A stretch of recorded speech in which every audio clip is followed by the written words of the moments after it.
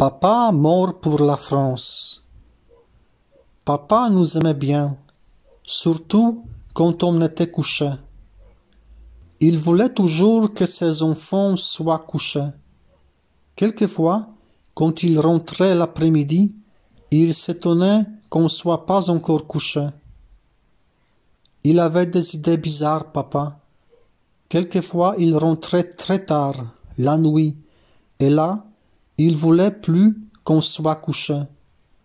Il nous faisait lever et il nous racontait des choses bien tristes.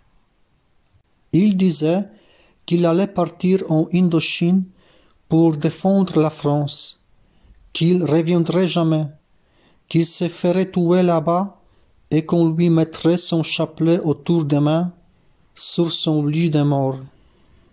Il pleurait en disant ça. Nous, on comprenait pas bien. On était encore endormis, mais on pleurait aussi.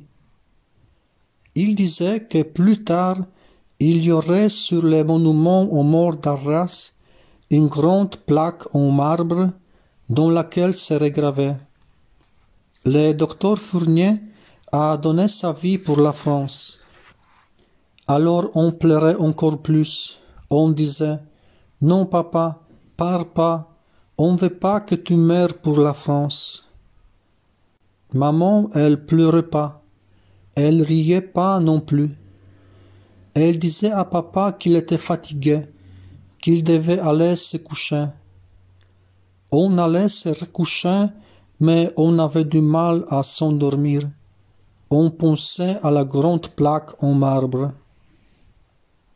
Le lendemain, quand on partait à l'école, on entendait les morts pour la France qui ronflaient comme un sonneur.